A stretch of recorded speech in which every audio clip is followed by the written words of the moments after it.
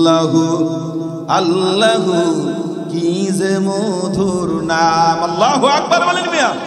আল্লাহু আল্লাহু কি যে মধুর নাম।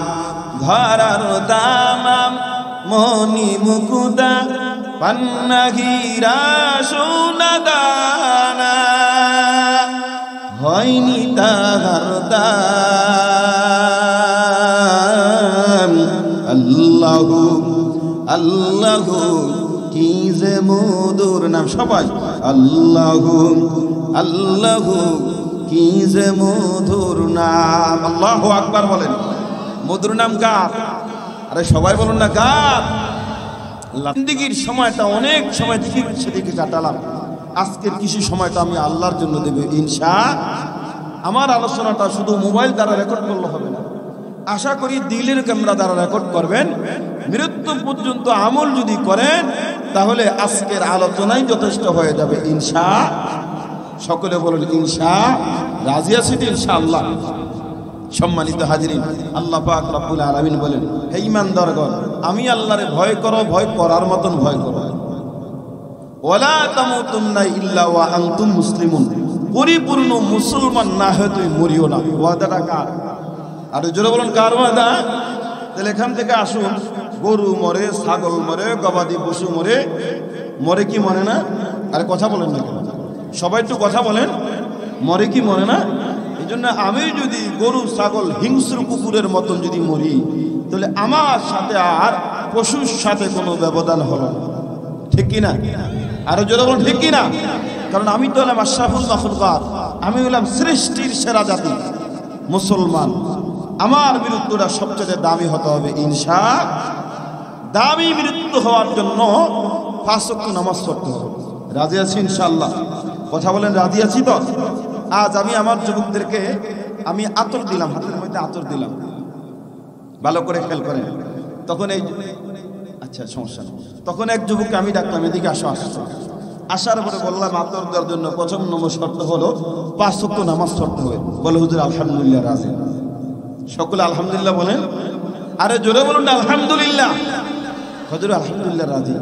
তখন আমার দিল সাক্ষী দেয়, আমার যুবকরা যদি 5 ওয়াক্ত নামাজ পড়ার জন্য যদি রাজি হয়ে যায়, আমার যুবকরা যদি 5 ওয়াক্ত নামাজ যদি পড়ে, তাহলে এই বাংলাদেশ আর বাংলাদেশের নাম থাকবে না, বাংলাদেশের নাম হয়ে যাবে সোনার বাংলাদেশ। আসতে বলেন, জোরে বলুন ঠিক। সোনার বাংলাদেশ নাম হবে। যেরকম ভাবে নবী মদিনাতে যাওয়ার আগে মদিনার নাম ছিল ইয়াসরিব। ভালো করে বুঝুন, চোর ডাকাতের ঘাঁটি। নবী যখন মদিনায় যখন গেলেন, নবীর সাথে যখন সবাই বুকে বুক মিলে, কাঁধে কাঁধ মিলে, হাতে হাত মিলে ইসলামের কাজগুলো যখন শুরু করে দিল, এরপরে নামাজ রোজা যখন শুরু করে দিল, ওই মদিনার নাম হয়ে গেল সোনার মদিনা। জোরে বলুন সুবহানাল্লাহ। আরো জোরে বলুন সুবহানাল্লাহ। এই জন্য খাসপাড়ার যুবক এবং বৃদ্ধ আব্বাজান যদি মাহফিলের পর থেকে যদি আলহামদুলিল্লাহ কোরআন সুন্নাহর উপরে ওঠেন, তাহলে এই পারা হয়ে যাবে সোনালী যুগের সোনার বাংলাদেশ, ঠিক কিনা? যারা বলেন ঠিক কিনা? আপনাদের মনে কষ্ট হচ্ছে, কি বলেন? কষ্ট হয় না তো ইনশাআল্লাহ? ইনশাআল্লাহ চলবে তো ইনশাআল্লাহ। সামনে আসুন, মজা তো সামনে আছে। আসুন, আমি আপনাদের মাঝে একটি হাদিসে মোবারক পাঠ করেছিলাম। নবীজি বলেন, আপনার জীবনের মূল্য আজকে আপনি শিখে নেবেন। নবীজি বলেন, ইগতানিম খামসান ক্বাবলা খামসিন, 5টা জিনিসকে গনিমত মনে করতে হবে। 5টা জিনিস আসার আগে আগে নিজের শরীরের সাথে মিলাবেন। তার মধ্যে ইগতানিম খামসান ক্বাবলা খামসিন, শাবাবাকা ক্বাবলা হারামিন, আমার যৌবনকে গনিমত মনে করতে হবে। বার্ধক্যকাল অর্থাৎ বুড়া হয়ে যাওয়ার আগে আগে, বয়স শেষের দিকে হওয়ার আগে আগে আমার যৌবনকে আমি গনিমত মনে করতে হবে। ওয়াদাটা কার? অনেক সময় দেখবেন যৌবনে অনেক কাজ করা সম্ভব, কিন্তু বার্ধক্য বয়সে ওই কাজগুলো করা সম্ভব না। আচ্ছা, শাবাবাকা ক্বাবলা হারামিন, নবীজি বলেছেন 2 নম্বর অবসর হলো অসিহহাতাকা ক্বাবলা সুকুমিক, সুস্থতাকে গনিমত মনে করতে হবে অসুস্থ হয়ে যাওয়ার আগে আগে। গিনাকা ক্বাবলা ফাকরিক, আপনার কাছে এখন টাকা আছে, পয়সা আছে, টাকা পয়সাকে গনিমত মনে করতে হবে টাকা পয়সা শেষ হয়ে যাওয়ার আগে আগে। ফারাগাকা ক্বাবলা শুগুলিক, আপনার অবসর জীবনকে গনিমত মনে করতে হয় ব্যস্ত জীবন হওয়ার আগে আগে। হায়াতাকা ক্বাবলা মাউতিক, আপনার হায়াতকে গনিমত মনে করতে হবে। হায়াত শেষ হয়ে যাওয়ার আগে আগে আল্লাহ আপনাকে আমাকে বুঝার মতো তৌফিক দান করে দেন। সকলে বলুন আমিন। সম্মানিত হাজিরিন, এই কথা দ্বারা কি বাজলাম, আমার জীবনের চাকাটা যে কোনো মুহূর্তে শেষ হয়ে যাবে কথা বলেন না কেন, ইনশাআল্লাহ। কিন্তু তার আগে আমি আমার সময়টাকে যদি গনিমত মনে না করি, তাহলে আমার সময়টা একদিন শেষ হয়ে যাবে, ঠিক কিনা? ওই শেষ হয়ে গেলে আফসোস করলে আর কখনো লাভ। ও যুবক শুনেন, এই যে আপনার 21শে ফেব্রুয়ারি আপনার সিলেট ছাতক, 21শে ফেব্রুয়ারি তার বিয়ে, 20শে ফেব্রুয়ারি যুবক দুনিয়া থেকে বিদায় হয়ে গেছে। ইন্না লিল্লাহি ওয়া ইন্না ইলাইহি রাজিউন। আব্বাজান কোথায় যাবেন? যুবক ভাই কোথায় যাবেন? আপনার দোকানে মৃত্যু আপনাকে ধরার জন্য প্রস্তুত আছে। এজন্য আপনার সময়, আপনার মূল্য আল্লাহ পাক আপনাকে আমাকে বুঝার মতো তৌফিক দান করেন। আরো জোরে বলুন আমিন, আওয়াজ করে বলুন আমিন।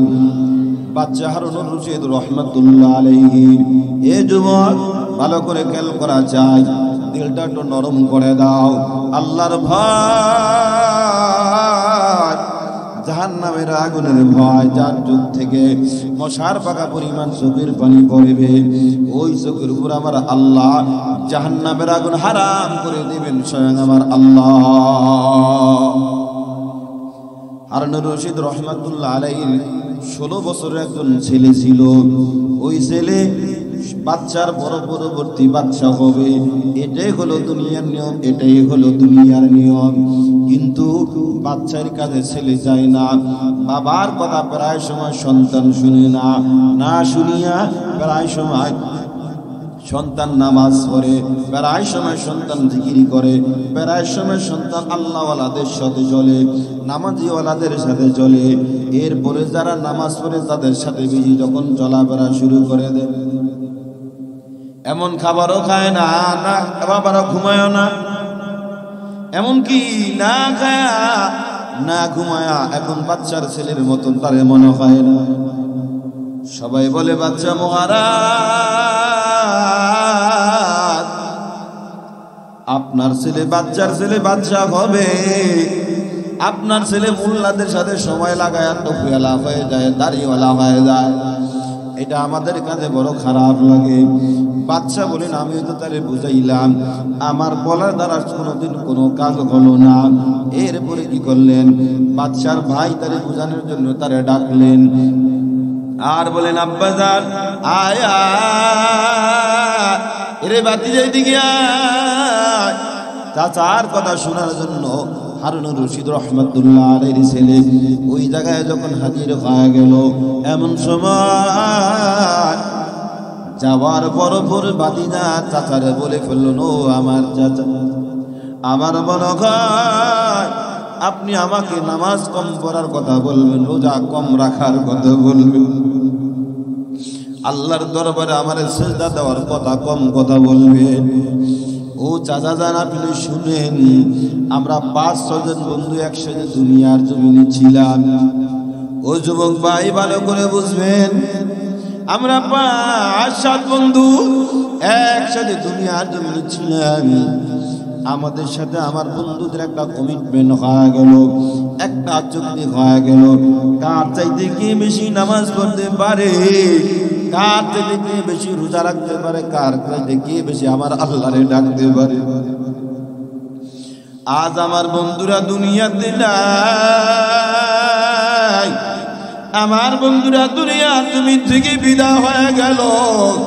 চাচা যান বলেন আপনি আমার কি বলবেন? এবার চাচা যান বলো, ভাতিজা তুমি আমি তোমাকে যা বললো তুমি তো সবই আমারে বলে দিলা, এখন তোমারে আমি কি বলবো, আমি তো কিছুই বলতে পারবো না। চাচাই বলল, ভাতিজা যেহেতু আমার বলার কোনো অপশন নাই, আমি একটাই কথা বলবো, তোমার আব্বা হলো বাচ্চা, পরবর্তী তুমি হওয়া বাচ্চা, ওই অনুযায়ী তুমি কাজ করো। ভাতিজা বলে, চাক না গো চাচা, না না, দুনিয়ার বাচ্চাই, দুনিয়ার ক্ষমতা, দুনিয়ার টাকা, দুনিয়ার পয়সা একদিন ধ্বংস হয়ে যাবে, নামাজ ধ্বংস হবে না, রোজা ধ্বংস হবে না, আমার আল্লাহ টাকা কোনোদিন ধ্বংস হবে না। এই কথা বলে সন্তান আরো বেশি নামাজিওয়ালা হয়ে যায়। আল্লাহু আকবার বলেন। আরো বেশি রোজাওয়ালা হয়ে যায়, আরো বেশি আমার আল্লাহরে ডাকনোওয়ালা হয়ে যায়। ও নবীর উম্মত, এরপরে সংগ্রামী রশিদ রহমাতুল্লাহ আলাইহি যখন একদিন সন্তানের ডাকলেন আর বলেন, বাবা আয়া, ভালো করে চলার জন্য বলবেন, বাবার সাথে চলার জন্য তারে উপদেশ দিবেন। এমন সময় বাবা সন্তানের মধ্যে একটা পার্থক্য হয়ে গেল। এবার সন্তান বলে, আব্বা যান, আপনি ওই পাখিটারে ডাক দেন, আমিও ডাক দেয়। দেখুন ওই পাখিটা আপনার কথা শুনবো নাকি আমার কথা শুনবে? হারুনুর রশিদ রহমাতুল্লাহ আলাইহি পাখিটারে ডাক দিলেন, তার হাতের মধ্যে আসে না। আর তার সন্তান যখন ডাক দেয়, এরে পাখি আয় আয় আয়, আল্লাহর হুকুমে তুই আমার হাতের মধ্যে হাজির হয়ে যা। যখন সন্তান ডাক দেয় অমনি মুহূর্তে, 16 বছরের সন্তান যখন ডাক দেয় অমনি মুহূর্তে পাখিটা তার হাতের মধ্যে হাজির হয়ে যায়।